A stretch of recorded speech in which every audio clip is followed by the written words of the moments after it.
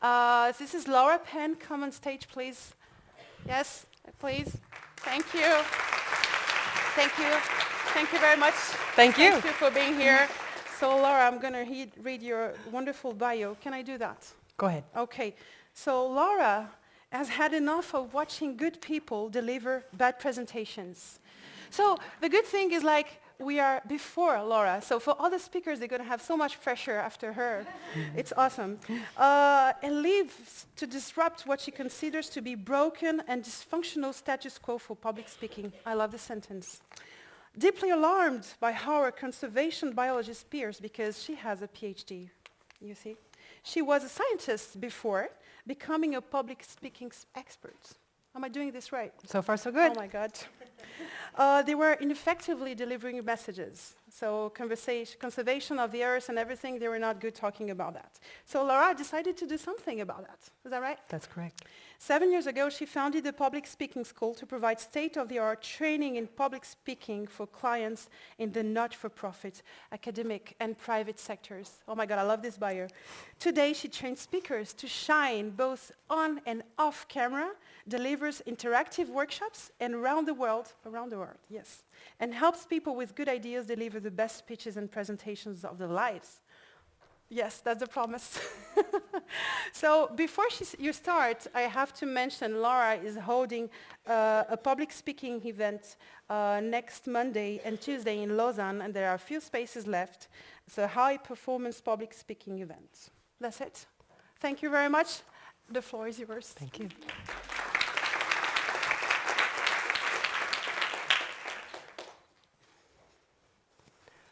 One of my favorite words in the English language is the word presentation.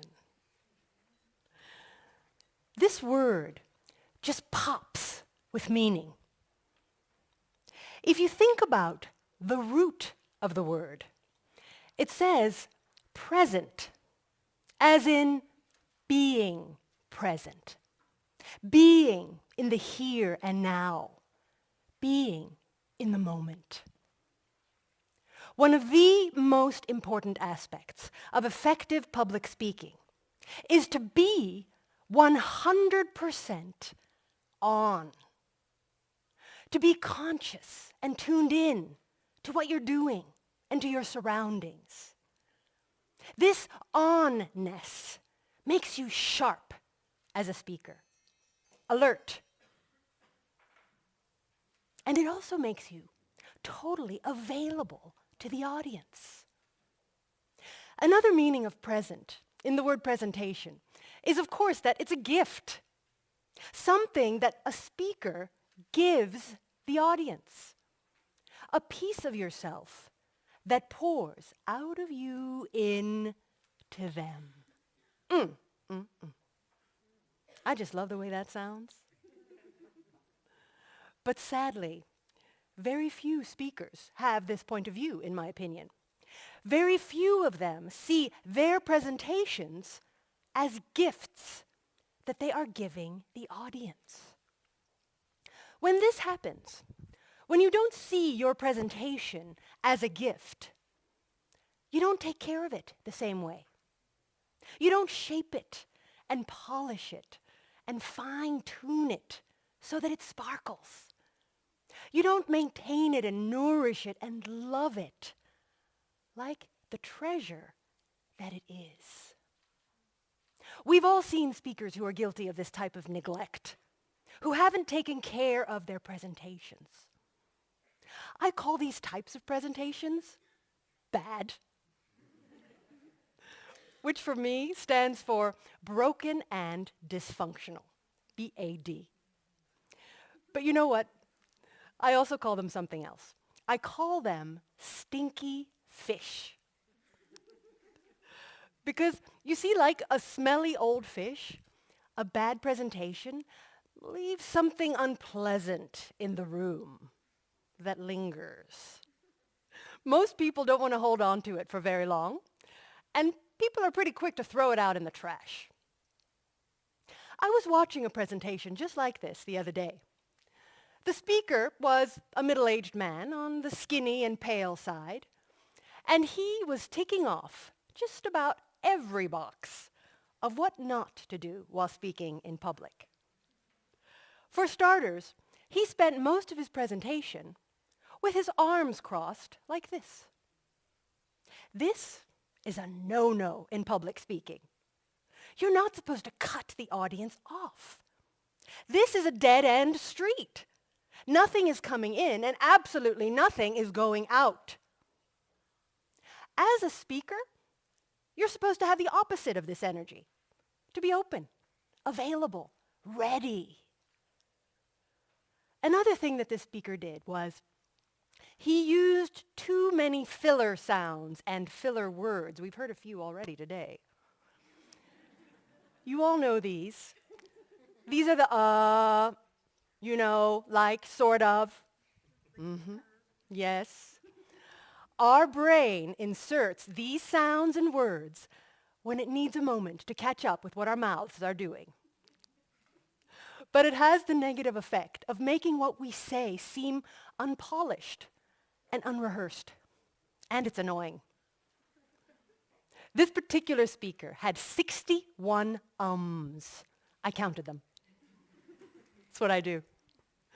In his 15-minute-long speech. Now, you and I both know that that is way too many ums. Instead of inserting all that messiness, insert nothing. Just a pause. White space. It changes everything. One last thing that the speaker did was he apologized too much. And ladies, you do too much of this too. I'm sorry, he said, for the small font size on my PowerPoint slide. I hope you can still read it. I'm sorry that I'm not as good as the speaker who just went. I'm sorry that I'm sitting in the audience watching this guy talking about how he's sorry. Never apologize. It reduces your credibility. Overall, his presentation left me feeling numb, disengaged, and totally uninspired. I'm willing to guess that just about everybody in this room has experienced a stinky fish presentation before. Am I right? Raise your hands if you have. Okay, look around. Thank you. Put your hands down. It's everybody. It's an epidemic. We're all seeing these types of presentations because they're everywhere. And they're happening all the time. And most of the time, we as the audience just sit there, politely watching and waiting and wanting more, longing for movement and laughter and human connection, right? Yes. Why do we accept such a low standard for public speaking? Why is it okay to deliver stinky fish presentations? Have you ever thought about these questions? Oh. Have you ever considered what the consequences might be if we continue down this path of accepting this low bar status quo for public speaking? I do. I think about it all the time. Especially when I am watching someone with a big idea that could change the world deliver a presentation that leaves me wanting. Where instead of energizing and charging up the room with that big idea, the speaker sucks the life out of the room and switches off the proverbial lights of the audience, all because of bad delivery or bad content, or even worse, a combination of both. This speaker did not take care of their presentation, and it's such a waste. But it doesn't have to be this way. No. Because you see, as speakers, we have a choice. We can choose the blue pill, or we could choose, Matrix fans, what color is this pill? You saw the Matrix, it was a red pill, okay? The red pill. I think I need to hear everybody say red. Red? Thank you, red. Think of the average presentation out there. Lots of stinky fish. That's the blue pill. This red pill, however, this pill is different. This pill changes your mindset. It makes you see public speaking for what it really is, which is that it's a performing art, like theater and dance and music. A speaker's art is the effective delivery of the spoken word. In order to be successful, a speaker has to both create compelling content and perform that content in front of an audience. Performance is what makes your presentation interesting so that people pay attention and get off their smartphones. Performance is what makes your presentation memorable so that people inhale and absorb what you are saying. And performance is what makes your presentation stirring so that people care about what you're talking about. In short, performance is what makes the difference between a presentation that is ordinary and one that is extraordinary. It's what makes your message matter. And by the way, I'm not talking about the kind of performance where you puff yourself up and go on stage and act like someone you're not. No. I'm talking about the kind of performance where you stay authentic to who you are, but you have polished and honed and fine-tuned those elements which constitute the performance of public speaking. And I believe that there are 4 such elements. The first one is appearance. This is all about what you look like. From the outfit that you are wearing, because your clothes are a part of your performance, to what presence you radiate. Next is your voice. Your voice is an instrument, and your job as a speaker is to play it so that people want to listen to what you have to say. Number 3, body. You are speaking body language, and you need to be fluent in the vocabulary of what gestures and positions mean so that you can make sure that you are using the right ones, not the wrong ones. Number 4, audience connection. This is all about what you are doing as a speaker to create a relationship with, a connection to the audience so that you're on the same page. There we are. Those are the 4 elements that I believe constitute the performance of public speaking. And it's by learning the skills and the techniques inside of these elements that you get the tools that you need in order to shape and polish and fine-tune your presentations so that they sparkle. It's by learning these things that you figure out how to maintain and nourish and love your presentation like the present that it is. As I'm sure that you can imagine, it takes time and lots and lots and lots of practice to learn the magnificent art of effective public speaking. But when you put in the elbow grease, the sweat, and yeah, sometimes even tears, because it's hard work, to learn what I'm talking about, you will reap the rewards. Your message will be something that lingers in the room, but in the most positive sense, pulsing meaning. Your message will be something that the audience wants to hold on to and maybe even take home with them to share with friends and family, unlike a stinky fish. And most importantly, your message will matter. So, what's it going to be? Are you going to take the blue pill? Or will it be the red? The choice is yours. Thank you.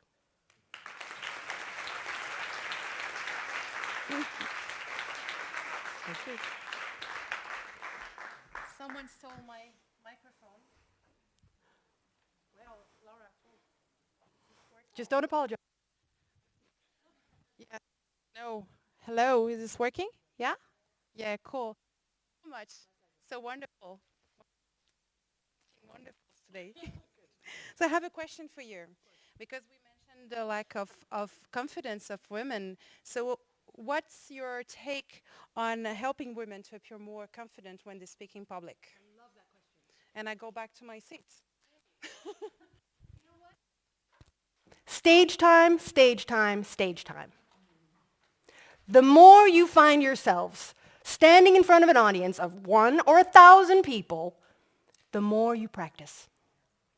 Take every opportunity you can get to give a speech. If you need to say, give an attendance list or talk about the weather or whatever opportunity you have, get up there and speak. That's the first ingredient. The second ingredient, which goes hand in hand with this, is that you need opportunities to learn the skills that I was talking about. One of the most underused resources in this world, and it surprises me every time people don't know what I'm talking about, is Toastmasters International. Raise your hands, raise both hands to get the energy up there. If you know what that is, look around in the room. Oh, I like this crowd. Okay, well done, everybody. So you know about Toastmasters International. They have a really big presence here in Geneva in particular. Toastmasters International is one of the most wonderful resources for practicing public speaking. Yeah? It's an international organization that's been around since 1924. Right now, there are over 315,000 Toastmasters in over 14,000 groups. Geneva has 5 groups. Lausanne has 5. I started a club in Lyon 4 years ago. These are resources for you to practice on a regular basis to get that stage time, to get constructive feedback from your peers, because this is what helps us grow, and to get the opportunity to be with like-minded people. So find your nearest Toastmasters. I've started a meetup group recently. Anya, where are you? Yay! Anya's in the room. She's in this meetup group. It's called the Public Speaking Lab. This is another resource. It's available in Geneva. Check it out on meetup.com. And find resources like that. And spend some time, and if it needs to cost money on developing these skills. Because this is the kind of thing that makes the difference between getting a job promotion or not, getting your message out or not. Yeah, it's about learning the skills and taking the opportunities that you can get to perform them. That's all. Thank you. Hi, I'm Anna. I'm a freelance developer, and I think I was convinced by about 80-90% of the talk. And one thing that I found a bit more difficult to buy was about being authentic while also being quite theatrical. What do you have to comment on that? It's a hard one. It's kind of the trick question, actually. How can you be yourself but then also perform? And there's sort of an art to pulling that out. So let's say that you're a very shy and introverted person, but you need to give a presentation that has a message that sticks. Should you be that shy and introverted person for the whole presentation? No, because it's not going to stick. There's so many things that aren't going to happen with that kind of energy. So if I was working with somebody like that, I'd maintain the humor, the kind of vibe, that lovely personality that person has, but I'd ask them to step out and take up a little more space. So there are ways for you to kind of mix and match, to figure out how you can keep that part of yourself that's you, but you have to pull it out enough for the audience to feel you, to be part of you. You can't have it 100% just being you. You really can't. Also, you could take it to the other side. If you're someone who's too big and loud, takes up too much space, that's not going to work either. So there's a wonderful book you may have heard of. It's called Presence by a woman named Patsy Rodenberg. She published this book in 2007. She's a very famous voice and Shakespeare coach. She's amazing. She figured out that performers have 3 different types of energy. The first one is the first circle, the introverted energy that I talked about, where people have inter energy. And then the polar opposite of that energy is the third circle. And this is too big. When someone speaks in the third circle, they're spraying their message out like they have a spray can and there's no focus. So where you need to be, and I hope this touches your question, is you need to pull yourself out of one of those places, if that's who you are, and put yourself right here in the middle. The second circle. This is the place where you can be yourself, but also the place where you're connecting with the audience. This is where you're having that relationship together. You're pushing yourself in a gentle and conversational way out to the audience, and they're actually going to give you something back. So it turns into this beautiful cycle. That's my answer to your question. Thank you, and I'm not sorry. Good.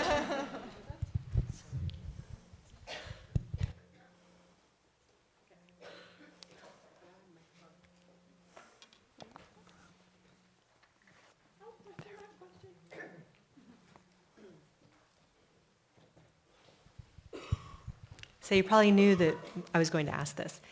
What are 3 tips that we can walk away with right now and put to work at our next meeting in the office and the next time we have to capture someone's attention? Slow down. People who are passionate or excited or nervous will speak too fast. The number 1 mistake. When you speak too fast, you throw away your message. Take your time with it. Treat it like that gift that I was talking about. Really hand it over. I mean, in our day and age, people don't have a lot of time. People are rushing.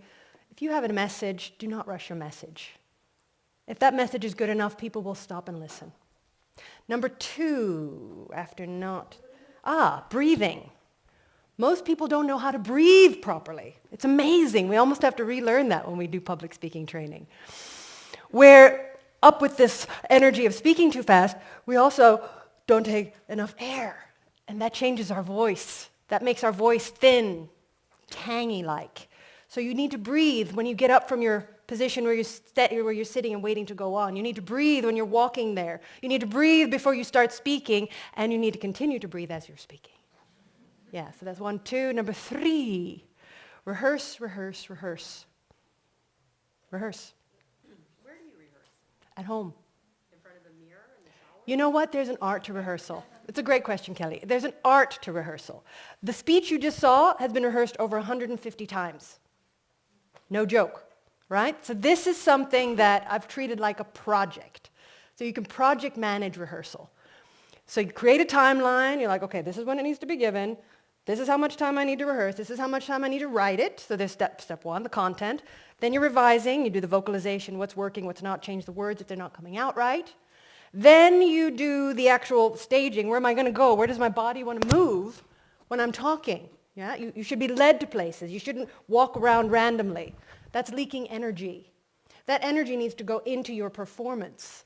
So where does your body want to go? Figure that out. Then you rehearse in front of people you trust to give you feedback. You make changes. And then you memorize it. And then you rehearse some more.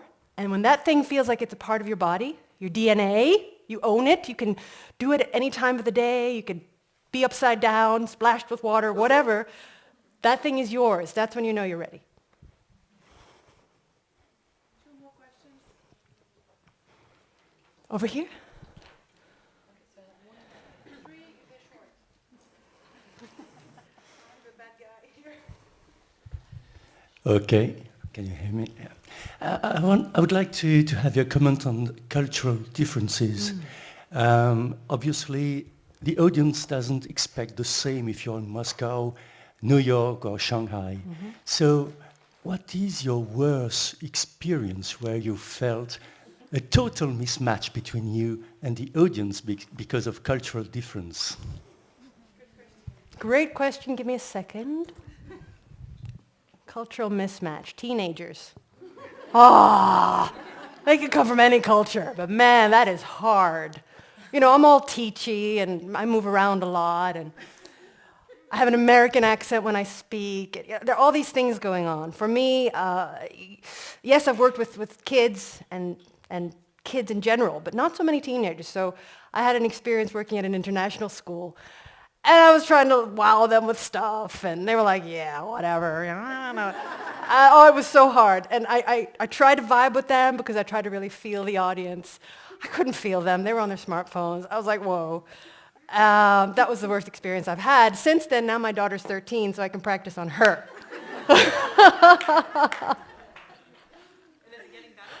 Yes. She's teaching me what to do. Yeah, to continue that point. It's a fabulous point. When in Rome, what? Do as the Romans. You do your homework. The number one thing to focus on and to think about when you're developing a presentation is who is the audience. Because at the end of the day, that presentation is for that audience. It's about them. It's not about you. It's not about you shining and taking up space here. It's about what is this audience going to get out of what you're doing. So when you go to Rome and do as the Romans, you really need to figure out, what do I need to do as someone here to present to this group of people so that they get what I'm saying?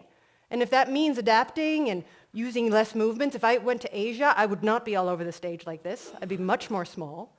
A lot of Asian people that I do coach, they're too small for this part of the world when they present, or if they're going to New York, so I have to bring them out a little bit into the third circle even.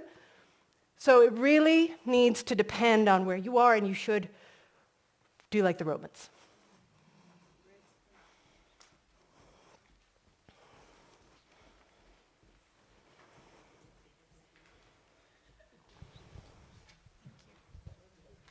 Hi, Laura. Hi. Thank you so much for your presentation. Thank you. I'm Pilar Lagos. I'm a graphic designer at Unitar. And my question is, do you have any advice on how to stand out in a group full of extroverts? Say the last line, how to stand out in? Like in a group full of extroverts. Oh. So I'm an introvert, yes. And particularly like at staff meetings or brainstorming sessions, I kind of tend to flee from those. I'll take notes and then I'll write back a follow-up email with ideas. But in that moment, it just feels like extroverts really take up the space. Yes, they're spray canning all over the place. Thank you. You know, the power of contrasts is such an important performance tool. Whether you are thinking about that in relationship to what you're wearing, how you're using your voice, those 4 pillars that I talked about. When you contrast, if somebody's screaming, how do you get attention? You speak softer. If somebody's speaking too softly, what do you do to get attention? You scream. If you can use contrasts somehow, I'm not saying, go low and into the smallest sense of the first circle, but I am saying use a different kind of energy. Try something that's a different approach. It's actually really refreshing to have that variety in the context of too many people being extroverted. It's sort of like, oh, thank goodness, somebody's different feeling. If somebody's going to go different, I would not try to match their energy. It's like if you go into a meeting and somebody's taking up a lot of space visually and with their voice and everything. Don't try to match that energy. Don't be 2 third circles working, because it's like magnets. They're not gonna connect. Use a different energy. Use the different opposite energy and try and see what happens. Yeah. We are now late, but we have time for one last question because it's so interesting. So who wants to go to this last question? Oh yeah, we have a question there. Unless you're burning your lunch. Unfortunately, Kelly's great.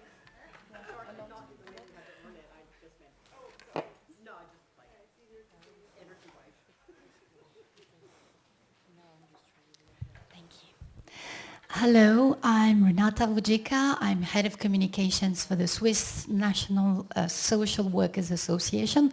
That was hard to say, a long one. And I was wondering, you basically, from what I understood, you based your company on public speech, right? On what? On public speech and Public speech techniques. Did it really meet a match? I mean, did you find people out there who really wanted to be coached straight away? And how did it work out? Well, a quick, long story is that Thaisa mentioned that I'm a scientist. This business started because I moved here to Switzerland 9 years ago and couldn't find work. And I was in IUCN, which is the International Union for the Conservation of Nature, my hub, because I'm a conservation biologist. Didn't even get an interview. So I thought, okay, this isn't good. And landed a book writing project in that building. I don't know if you know of this building. It's in Gland. I was in that building. I was watching people come back from field missions who'd give brown bag lectures. They'd sit down, you'd eat your lunch, you'd hear their messages. Every single person did a horrible job. Yeah? These messages, conservation is a crisis discipline. So I started to think, how are these people going into the world and talking about this subject where there's a difference of life and death? So that's how my business started. I started a club in the building. And I realized, okay, well, there's traction here. We can do this. Yes, I have a performance background, 19 years of dance and theater. Combined with science, it worked. Then I realized people in my community don't have any money to pay me. So I pulled out a little further, and I started to discover very quickly, from coaching TED Talks to the demand that is in this area. This is a wonderful area of the world to work with public speaking. So many international organizations, so many companies. We're all talking. We need help. And I feel that need. Thank you so much, Laura. And then remember, she has her next event next Monday and Tuesday. Monday. I mean, really, I recommend you going. I can't, but if I could, I would. Really. It's a 2-day masterclass. Tuesday is masterclass and totally worth the money. I think you're not charging enough, actually. Okay. And thank you so much, Thank Laura. you so much, Thank Tessa. you. Thank you.